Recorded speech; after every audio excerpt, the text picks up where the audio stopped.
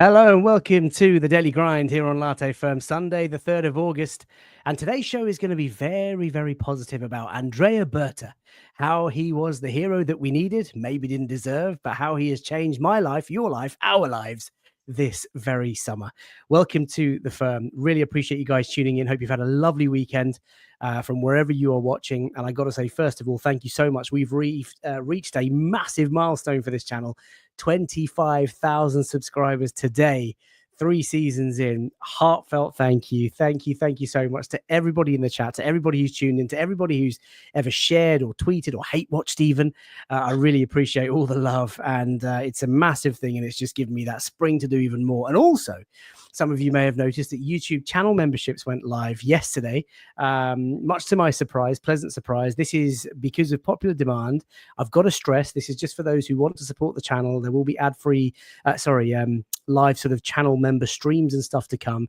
But if you want the stuff via Patreon, i.e. access to match tickets and giveaways, do head over to Patreon. It's much, much better for the channel, and it might be even a better sort of experience for you. So welcome to the show. And I'm delighted to be joined by my good friend, Haroon Hickman. Haroon, welcome to the firm. How are you, my man? Evening, FK, and congratulations. Huge milestone today. Very, very happy for you. Very, very much deserved. Great to see people recognizing it in the comments too. It's testament to the positive energy that you bring to the Arsenal world. So super happy for you, man. Oh man, thank you. I really appreciate it. And listen, these shows, I just ask the questions. You know, I put some slide decks together with some photos, and you guys do all the talking. And the community is what makes it. It's been just a phenomenal ride the first sort of 2-3 years in this channel, and I'm so excited about what's to come. I've always sort of said that, you know, if we grow communities via memberships or Patreon, it's about giving back to that community. And it's just been so much fun. You know, over the last 2-3 years, we've had coverage on various broadcasting platforms. We were featured in All or Nothing, which was amazing. The Arsene Wenger movie, had the chance to interview the director and go along to the premiere. And, you know, we've done some good things for the community. We raised money for a children's hospital in London. The Evelina Hospital raised £2,000 the year before and a couple of £1,000s last year. The community that we have is so powerful. We've given tickets away and prizes away. It's just really good fun. And you guys, all of you, collective you, just are so part of this journey, and I'm so grateful. But Haroon, we're here to talk about Don Berta, as the thumbnail gives away, Andrea Berta, who joined us as our new sporting director some months ago. This was his first summer in post. We've had a couple of tactical deep dives over the last couple of days, and we've talked about Arteta and the horseshoe and the left-hand side and all the work that we've got to do. So today is a bit more positive, just a bit more sort of reflective. What his job was, what your expectations were, what he's done this summer, and whether it's enough to get us over the line in this upcoming Premier League season. In fact, 2 weeks today, my friend, 2 weeks right now, Wally and I will be driving back from Old Trafford. I can't wait. But how have you been? How's your weekend? Very good. Work is chaotic as always at the moment, but wouldn't have it any other way. I got some downtime to watch second greatest sport in the world, cricket today. Might actually try and go tomorrow morning. Yeah, what a day. So I can't believe it. Just because of the weather and the light right at the end. Just couldn't finish it off. But anyway, tomorrow is another day. Exactly. But it's been very good. Very good. Good. I'm glad for it. And those of you who are watching, thank you, Henkeho. 25k and counting. The only way is up, baby. Man of the people, this season is going to be special. I hope so. So many lovely messages in the chat. I mean, just scrolling through this stuff, I'm really slow. I'm a very old man, as you guys can see, and you can see me sort of just like scrolling through. Absolutely fantastic. Thank you for all the love. Keep it coming. We'll go through as many chats as we can. Haroon, let's start by setting the scene. The hero we needed, Andrea Berta. And I'm not going to be one of those channels that kind of just spits nails at Edu. I think we have to understand that Edu was obviously an invincible, a former Arsenal player, came in and did a job to hit the best of his ability, you would imagine. He was a very different style of sporting director. He came in and did some good things. And of course, Arsenal were a club in transition at the time, right, Haroon? So, you know, Arsene Wenger had gone, 8th place finishes, Unai Emery. We had to rebuild. We had to restructure pretty much everything top to bottom. And it's not just about men's football. It's the women's team. It's the youth. It's the academy, everything that kind of goes on behind the scenes. He then leaves. There was news around maybe him going to Forest or, you know, one of the sort of rich clubs. And, you know, we don't know how amicable the departure was, but let's just assume it was all positive. And Andrea Berta 53 years of age, comes in to deputise and was then the permanent sporting director for Arsenal. Of course, he had quite an instrumental period at Atletico Madrid. He had also worked for Italian side Parma and Genoa before joining the Spanish team as their technical director in 2013. So vastly experienced. When he joined, Haroon, what were your realistic expectations? What have you made of the appointment, and how do you feel about it all so far? Yeah, I try to view him in isolation from Edu. I think it's only fair to our former sporting director and also to Berta himself to just view them in different contexts based on when they're joining us in our journey of this project. So he joined on the 30th of March, so he had a bit of a runway, not a huge one, but a small sort of prep period before the summer. And candidly, I thought the job was quite big for him. Not in terms of, he doesn't have the experience for it, but I think we'd been through a January window and the summer before where we'd left a lot of work undone. We'd left a lot of potential deals on the table. Everyone knew about the need for a 9, the left wing, and the general depth of the squad had really come into question during last season.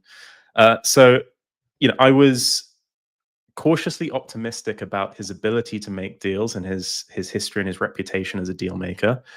I was nervous about the fact that he didn't just have to come in and put his own stamp of approval on this process and his own job, but also he had to right the wrongs of previous windows. And that's a lot to ask for someone who's coming into a new culture, to learn a new language, into a new working environment. Every sporting director has their own way of working. From what I understand, Edu is very, very tech-oriented, very focused on knitting together data to make decisions. Andrea's a bit of more of a deal maker and a relationship-based person who still uses data and still values it, but does so in a different way. So there was a period of adaptation for both himself and the team internally. So that, coupled with the sheer volume of work that was required this summer, gave me some trepidation. But as we'll probably discuss, he took that on pretty well. Were you surprised that it wasn't a former Arsenal man, or is it a positive that he's actually someone cold from the sort of club's history? I think the fresh eyes is important. I think taking someone who isn't emotionally attached to the club, who has a very objective view of this and has a very sort of unrelenting career move view of this role is quite positive. I think what Edu had bought was obviously in line with Per and Mikel, a sense of cultural reset and cultural alignment across all levels of the club. I think for this new phase, we can talk about this in terms of also other hires into the coaching staff.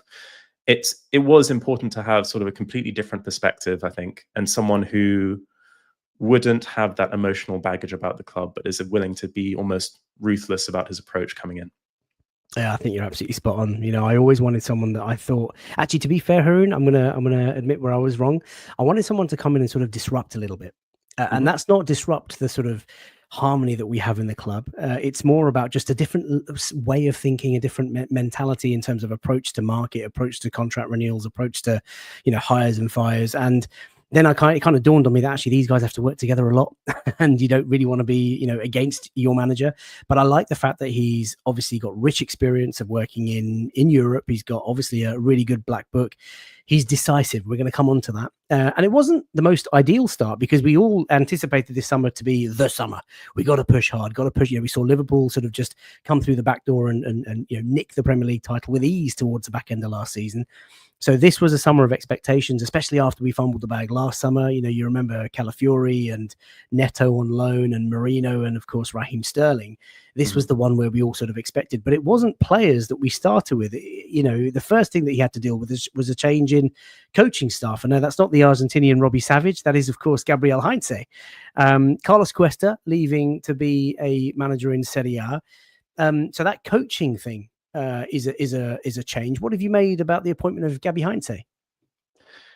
I'm generally quite encouraged by renewal and refresh in a project like this. I think we've had, if you take into account the last 3 seasons where we've been considerable title challenges and challenges for the biggest trophies, it's a very emotional journey that we've been on in those couple of years. And I think that having new people with new messaging and new ideas is good for the group. I think it helps you to reset in a number of ways. It's something that Ferguson did really well at Manchester United, and I think Arsene could have done better in terms of his backroom staff. He wasn't afraid to churn through it and have new perspectives. I think Cuesta, in terms of his departure, it's just the ambition of the guy. He's very highly rated, and I hope he's a huge success as a manager.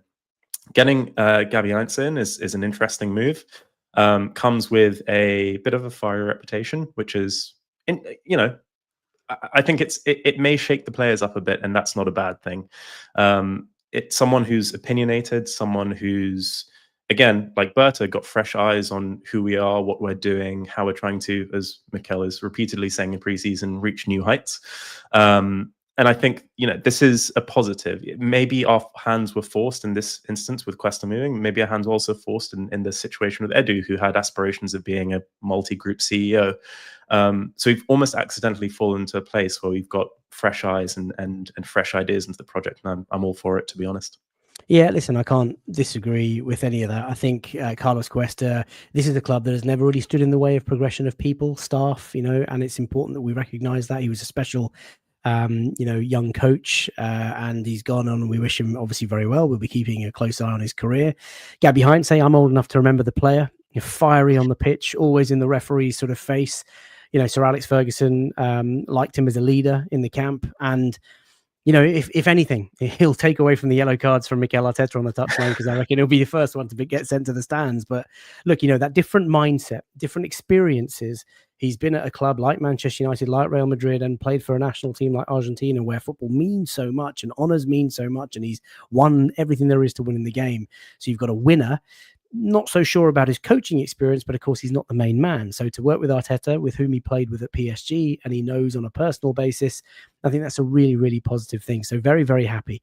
Grumpy Doctor has just become a YouTube channel member. Thank you, Grumpy Doctor. Really appreciate that. I can see the little symbols now along usernames. I'm catching up with the chat, I promise. Let's move on to the other thing that has been focused, a big area of focus, for Andrea Berta. Now, of course, not all contracts signed, sealed and delivered, but Gabriel Magalhaes, our warrior, our leader at the back, done. Ethan Nwaneri, news broke from David Ornstein a few weeks ago. It seems like ages ago now, that he's agreed terms on this new deal and might be playing more centrally. Miles Lewis-Skelly, of course, picture with Ian Wright and his mum as the sort of guardians over him in that photo. Really wholesome. He's now secure. The two big ones, William Saliba and Bukayo Saka, are to come. But again, for a guy who's been in post not even 6 months, it's pretty impressive, wouldn't you say? Absolutely. I think the renewals were, given the profiles that we're talking about on the renewals front, they're almost as important as the incomings for Berta this summer. And it's testament to him that he's already signed on Big Gabby, Ethan, Miles, Saliba's pretty close, and Saka's conversations are going well. So, it's someone who can communicate our vision and our aspirations for the club effectively, and that's an impressive thing to do mere months into the job. So, I think it's a good telltale that they are encouraged enough to sign on for their best years. Particularly in the case of Gabriel and hopefully Bukayo and Saliba to come. Obviously, Ethan and Miles will have a couple more contracts in them compared to the others. They're prepared to sign on for their best years, and that says something about what we offer and what Berta's communicating. I think that in terms of where these were left before Edu departed, this was one of my points of concern, because there was a strong relationship between Edu and these players. There's a strong relationship in terms of how they communicated, how they worked together. It was always up in the air. So the fact that he saw this as a key point of priority is great. And I think the final point I'd make on this is that this gives Mikel more shots at bat to go for the biggest trophies. When you know that your cornerstones of your team are here for the next 4 or 5 years, it means you can build around them. You have peace of mind. You have a structure and a way of playing that you can go forward with, and you're not thinking, oh God, is my star right winger going to go in 12 months' time and have to think about how to reset the team around this? So this gives us almost as much stability as any incoming, I think. Mate, again, I can't disagree with it. You and I talk in the group chats all the time on WhatsApp, and these are monumental sort of achievements by the club, not only their developments, but also securing their long-term futures. Of course, we're tempting fate. We haven't really tied down Saliba, although, of course, he was caught giving some fans an interview about saying it's almost done. And we've obviously seen on the socials that the club are edging closer and closer. Bukayo Saka, the star boy, got to get him down. Hopefully we'll tie that. And Gabriel Magalhaes was a really important one. It was only a couple of years ago when, he didn't start the Premier League season. There was noise around Saudi, and of course he ended up staying. And now we've seen through his time of injury, like all the footage of him watching us in the Champions League and him being in tears as we sort of qualified. And you can just see how much it means to him. And Hale End, just a word on that. I mean, we're talking about Berta. Obviously, he's come in. Hale End was obviously very well established. Per Mertesacker has been there for a long time. But, for Berta now has to sort of, I guess, work with Per Mertesacker to get that conveyor belt going and to keep generating those talents and keep investing in an academy. You got Max Dowman. He's the next one. Is he going to get a long-term contract? Is he going to get some sort of, I don't even know how they work. He's 15 years old. Can he get a contract? Is it going to be a scholarship? I have no idea on that one. Maybe he'll help him with his GCSEs. I don't know. Year 10 schoolboy. But this is the sort of thing that it's not just about first team. It's about academy. It's about the women's team. I believe I'm right in saying that we signed the first ever £1 million female player. Is that right? I'm not hugely into women's football, although the Lionesses did us proud, of course. But so there are so many different roles and responsibilities that he has that it's a big role, and I'm really encouraged by what I see. We have a menace in the chat. Admit I was wrong, says Wayne. A daily occurrence for FK. Keep yourself well behaved, please, Wayne. Some decorum, please. Let's move on to the transfers that we have actually managed to get over the line. So look, 6 new signings, Haroon. I mean, it's almost unprecedented stuff for Arsenal. Mikel Arteta spoke before the summer about this was the year where we needed to bolster the squad, add the depth, add the quality, and he wanted all of these players, these shiny new toys in before the Singapore tour. Didn't quite work out with Victor Gyökeres, but he was there, and Madueke now returns. He heads to Colney tomorrow for his first training session. What do you make of the window so far and the pace at which we've moved? I think I'd probably say 2 things on this. Firstly, it's incredibly encouraging that a new sporting director can identify the 2 core problems that we have in our squad and address them so effectively. And I think those problems very broadly were depth and threat. So you can almost cut a line down the middle of these and say, like, okay, well, Kepa, Norgard, and Mosquera address depth quite comprehensively. And then you look at Zubimendi and predominantly Madueke and Gyökeres as addressing threat. I still think we've got 1 more to go on that front. But, it's exciting that, he came in, he understood the problems that we had and what needed to be addressed, and he addressed them very, very quickly. Back in May, there were whispers about his approach to the window and what it would be, and his kind of key word for the window was intention. He didn't want to get dragged into sagas. We saw him really effectively deal with Benjamin Sesko and RB Leipzig, and you see what a mess that is now with what's happening with Newcastle, Manchester United, and the player. So I think he didn't let trying to get perfection be the enemy of trying to get the good players, essentially. I do wonder if, again, not trying to throw any shade at Edu, but I do wonder if he was in charge of this window, whether we'd still be mulling around for a striker because of the potential of Isak being available, the potential of Sesko being available. But instead, what we've got is our core chess pieces, our ability for our manager to work with them ahead of time, ahead of the season, get everyone together, work on new game models, and really bed them in. And I think that, going back to what my concerns were at the beginning, he had to do a high volume as well as high quality business. And he had to do it in a way that allowed the manager to get his pieces and get them understanding his way of playing. And you can't really fault what he's done. You may have quibbles around the actual names who came in. You may say Madueke is not for me, or I wanted Sesko over Gyökeres. But in terms of the profiles that were targeted and why they were targeted to address depth and threat, I think he's done a pretty fantastic job. He has. And, to your point about Sesko and Gyökeres, I love the fact that he was decisive, which we'll just come on to in a second. But you mentioned possibly 1 more. Is this the guy? I mean, you're nodding. One more. We've talked about, in fact, the last couple of nights, we've, the late night lounge on Friday, and yesterday we did a deep dive tactical sort of analysis on what Arteta needs to do to overcome the horseshoe and some of the challenges that have sort of crept in our left hand side, lack of central combination, central sort of penetration. Eze is a name that has been, on our lips, in our heads over the last few weeks. Bukayo Saka posting a picture. He knows what he's doing, doesn't he? Posting a picture on his socials with a tiny little Eberechi Eze frame there. I mean, is this the one for you that would make from a signing perspective 10 out of 10 for the summer? Yeah, I would say so. I think it's an incomplete window without him. Just going back to that, I mean, I think each season has its sort of word in its lexicon. For me, it's just that threat dimension. I took some time to even just think about, like, how do I define this? I keep saying the word threat, but what are the components of it? And Eze is someone who ticks all those boxes. He's direct as a ball carrier. He's decisive. He can execute on his key primary skills. He can do it repetitively. He's unpredictable. So going back to the horseshoe point, he'll play into that. He'll amplify it. He'll make it more effective, as Pythag was saying in your episode last night. But he'll also step away from it. He'll do things that break our own game model as well as the opposition's. And he's shown he just has that temperament and aptitude for clutch moments.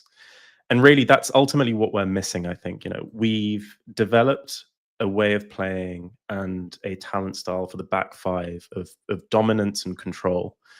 And what I really want to see, and I think from this, hopefully this signing, and obviously like Madueke and Gyökeres, I want to see the front five shine a bit in a more unpredictable way, in a jazzier way, in a more Arsene type, where actually it's free flow, free form.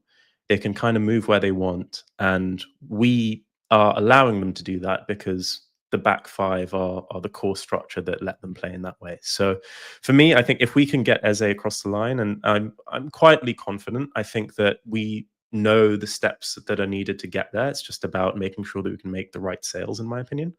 But if we can do that, I think it's very, very hard to fault this window from an incomings perspective. I'm glad you mentioned sales. We will come on to that, because that for me is maybe the acid test that really will separate Berta from good to elite. But this is what I wanted to go back to, being decisive in the market. We've seen, Haroon, over the last few days, certainly, just how messy, how complicated, how complex negotiations have been with Leipzig, where sort of Benjamin Sesko's head has been at. We all follow, if you don't follow the Arsenal Vision podcast, I don't know where you guys have been, but we all listen. Uncle Clive talked about the hunger that Gyökeres had to play, for wanting to play for Arsenal, whereas Sesko was a little bit unsure. And, now United are in for him, Newcastle are in for him, but he still hasn't managed to sort of secure the bag, and negotiations keep on going. And, I think it was Wayne who said just a short moment ago that the fact that we've reacted to unexpected departures this window so quickly was most impressive. Now, this is not necessarily a departure, but for me, it's about being decisive. One of the main sort of prerequisites for me for a new sporting director at the start of the summer would have been, I want someone who just goes and gets stuff done. And sometimes you're going to go against the grain and maybe not get your sort of target A or your plan A or whatever. You might have to but take that decision out of Arteta's hands, take that decisions out of the accountant's hands, go and do what you need to do and have that list and work on all of those targets. In fact, at the start of the window, we as fans would often hear about multiple conversations going on at the same time. I love the way he's played the market. What do you think? 100%. I think that it really shows the value of having someone who can do concurrent deals with conviction. I think how he played the striker situation was pretty perfect. I actually thought, again, going back to sort of May time, I thought this would be the outcome in terms of Gyökeres. There were whispers around the potential for other deals becoming sagas. It went exactly that way with Sesko. I think there were, our friend Hand of Arsenal can probably dig into more of the good or bad faith negotiations that happened in that period. But he was willing to step away, and I think he was willing to see the difference between maybe getting a player that we'd said was as you said, like our number one choice in Sesko. And it's fair to say that he was the one that we wanted to go after predominantly, but actually say, okay, well, we have a hole to fill. This is someone in Gyökeres who has a record that's pretty phenomenal regardless of the league. He has a deep desire to join us, and that counts for something. I'm very bullish on that. And said, right, we're done on this corner, over to the next one. We'll sign the striker, get it done, get him over to Singapore and get embedded in. And yeah, like sometimes the most crippling thing for a window is being stagnant and losing momentum. And I think he's been cognizant of not doing that for us. And yeah, you can only applaud that. I think, as a sort of like antithesis to this, you can look at how Newcastle are operating around the striker market. They don't really have a sense of their target A, target B. They're sort of flipping from one lily pad to the other as the one previous kind of goes before them. And I think that it's really refreshing to hear all the kind of whispers from the industry around the fact that this is a man with a clear plan, clear set of targets, fullbacks, just pure clarity. And the fruition of it is that we've got a set of players who I think we can reasonably say we're pretty happy with. Yeah, mate, I love the fact that we're decisive. In fact, as you were sort of articulating all of that, I sort of remembered Edu's interview. I think it was like the hour after Raheem Sterling joined, and forgive me if I sort of misquote, but it was something along the lines of that we didn't really want him. We weren't expecting to sort of sign him, but here we are. And I feel like maybe that's a prime example of Edu, who obviously tried his best and had a different approach to the market, but maybe went throughout the summer. Maybe it was Sesko, maybe it was somebody else. I don't know.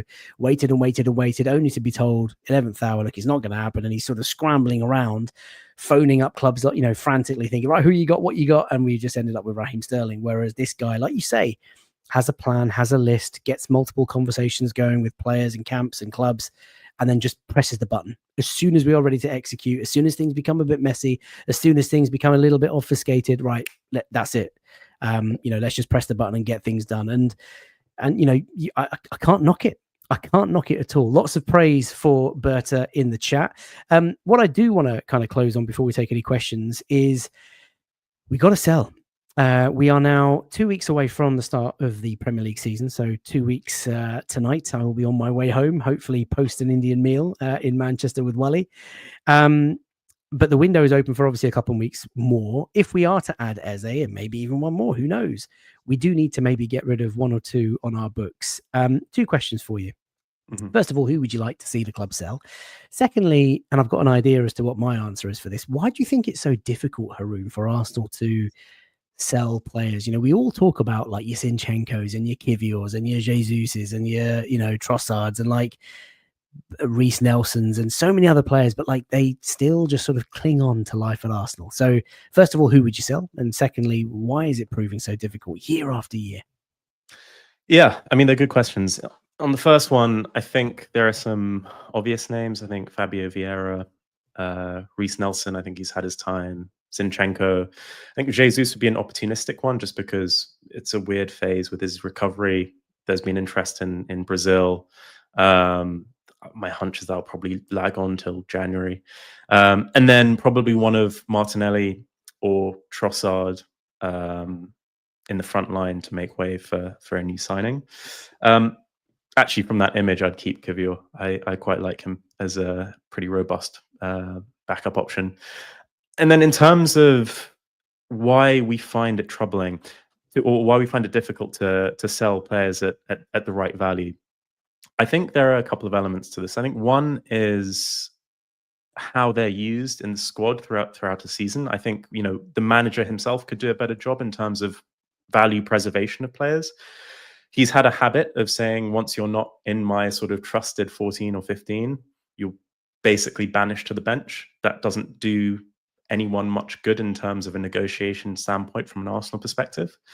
But I also think we have a pretty strong history of keeping players far beyond the point that they start to regress. I think we've seen it a couple of times. And to be fair, I can actually point at examples where you've done the opposite and done it well, but they're few and far between. But I think from my perspective, Martinelli is an example where you could see someone hitting their ceiling, maybe not in a full regression in some instances, but you could say, well, this is an opportunity to recapture some value in the same way as Liverpool have gone about with Luis Diaz. And I think there's an element of ruthlessness there that we don't have. I think partly cultural, to be honest. I think there is a sense of, once you're in the Arsenal family, we try and make it as beneficial for you as possible to succeed. But I think that that's something that needs to be addressed. I think back to that happening with Ainsley Maitland-Niles, there was a pretty decent bid on the table from Wolves, but his value degraded as he became less useful to the manager. Emile Smith-Rowe is another good example. But the bids that came in where we sold players where it felt slightly uncomfortable or slightly premature, let's say, and people may disagree with this, but let's say a Joe Willock and Alex Iwobi, even Balogun coming back after a very good season in France on loan, those are great points to pull the trigger and say, yep, let's recoup value. And those have proven to be pretty good sales in hindsight for the values that we got. We just don't do it often enough. And I think that this is the litmus test for the remainder of the window for Berta, and also the cultural change that will come. I don't necessarily expect to see amazing numbers come in for the sales this summer, to be honest. It's more like get the wages off the book and kind of reset and refresh the squad. But going forward, I would hope to see a better selling club in the market than we have been. Litmus test, that's the phrase. So while you've been talking, everyone in the chat's just reeled off names. And Flipdoc, very loyal viewer of the channel, welcome to the show, says, look, Selsinchenko, Reece Nelson, Sambi Lokonga, Fabio Vieira. In fact, Lokonga twice, Sambi and Lokonga, Gabriel Jesus, if it's even possible. And Wayne mentioned just a few moments ago, and I talked about this on the Late Night Lounge on Friday for those of you who might want to watch more Latte Film on Demand. Why wouldn't you? Sam Dean came on the show a couple of weeks ago. And he talked about how difficult it is for Arsenal, specifically because we are obviously a big club. There's not many clubs that players can move upwards for. And actually, Arsenal, like you just talked about, the player liaison, the way we make them feel, warm and fuzzy sort of environment is so spot on. Like, people love being at Arsenal. You obviously in an elite city. So there are lots of reasons why, once a player is in London, they've moved their family across and they've got a taste of London life on London wages, Arsenal wages, they're very hesitant, very reluctant to go. And that's why we keep, sort of only hearing about interest for certain players from like your likes of Palace or your Fulhams. And we've seen Emile Smith-Rowe and Alex Iwobi both go to Fulham. But like, I just find that's why it's difficult. Now, people will chuck at me, well, Chelsea can sell, and they do. And I don't know how they do it. And they've been stockpiling talent for a long time. But like, when you think about these players, Zinchenko, he's got young kids, probably go to school, settled in London, a year away from his contract where he can walk into any country and just claim a massive signing on fee. Reece Nelson, fitness struggles, Fulham flirting with maybe a loan with an option to buy, which doesn't do us any favors. Sambi Lokonga, a year to go on his contract as well. So, is he really going to get a sale for that? Maybe another loan. Fabio Vieira, who seems like his heart and head is just in Portugal, probably not going to make it in England. And Gabriel Jesus is obviously, injured. And there was a little bit of talk from Hand of Arsenal where we were thinking, or Berta was thinking about sort of offering them to clubs in Brazil. But like, these are difficult players to move on. And I don't even know if Berta, I mean, if he does, the guy gets all my respect. But I just, yeah, look, people always say, well, why have we not sold him? Why, why? Like, Arsenal are so terrible at selling. But when you think about the circumstances, like, no big club is going to come in for any of those guys. And the big clubs are the ones who have money. So, yeah, it's difficult.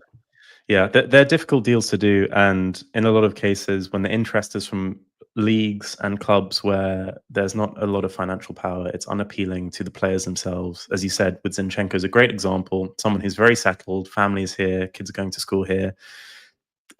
There's no reason to leave from a personal perspective. We saw that with Cedric, even as another example that pops to mind. I think that it's a difficulty for Premier League clubs in general to sell outside of the league. But I think that we could do better in terms of how we make use of loaning these players out and maximizing their value from that perspective. But also, yeah, we need to get used to making some uncomfortable sales. We need to get better at it. I think Martinelli was one. Sorry to come back to him, but I think that there's a market there this summer with Bayern Munich looking for a winger. Could have been a really good opportunity to turn him over while his value still and his stock is still reasonably high, and look for someone else. In the context of the fact that I think he's plateaued in this system, and the system's not getting the best out of him, and we're not able to sort of get the best out of our left-hand side with his profile there. So, you know, whether Berta can go towards making those uncomfortable deals and persuading the manager to do so, that's to be seen. But it's going to be a good test. It will be indeed. Talking of unpopular sales, I think I just saw a Sheen say, is selling Ranieri an option with Dowman coming through? No, Machine, absolutely not. Well, the chat might tell you otherwise. By the way, talking of chat, could I just shout out the OAP, the Objective Arsenal podcast? Thank you for your generous donation to the channel. It is greatly appreciated. He or she says, Eze makes us favourites for the Premier League title, which is pretty much where I want to end, Haroon, because we've talked about, wow, what a job Andrea Berta has done. I mean, this is his probation period. I know. I mean, that's what we're talking about. The guy has come in 6 months, and Vivad, you're quite right. The Akbar's meal will hit different after we've beaten Manchester United at Old Trafford. This is a guy who's still within his probation period.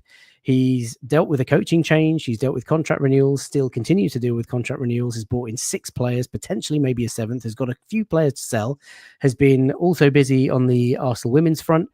Is it enough, Haroon, to move the needle? As per that sort of super chat just a moment ago, if Eze comes in, ignoring all the noise that's happening outside of Arsenal and the Arsenal world, is it what you wanted at the start of the summer, and is it enough to get us over the line to win the league next year? With Eze in, yes, I'd say so. I look at it in the sense of, you know, do we have a sort of talent group and a playing model to deliver a 90-point season? Use it as a benchmark. If it ends up being a 96-point title race, yeah, congratulations to whoever the hell managed to do that. But I think that I look at the season in sort of 2 parts. So the first 2/3 are, do we have a robust enough and consistent enough squad that can just keep us in touch for that part of the season? And then I look at the last third and say, do we have the quality of talent that can deliver in those moments that actually, yeah, it's not about just winning the matches, it's about winning titles. And what's interesting is I think that Gyökeres and Madueke, there's an element of risk there. We don't know how Gyökeres will adapt to the Premier League. We don't know, you know, for all intents and purposes, Madueke is being used as a serious option on the left-hand side. He hasn't played a lot of his football there, so that's going to be an interesting test. So those are unknowns. Bring Eze in, that's much less of an unknown in terms of quality and skill. So it would keep us in the running, it would get us close. It's hard to answer concretely and like really robustly about this in the context of also what our rivals have done. Liverpool have had a pretty solid window. I think some signings are exceptional, some are a bit circumspect, and they've left themselves open. I'm happy going into the season saying we have the strongest back 5 in the league. I don't think that was ever a problem for us. I don't think I was ever worried. It's just about keeping them fit and healthy. In terms of the front 5, you know, at the end of last season, I'd say the only one who carried genuine threat was Bukayo Saka.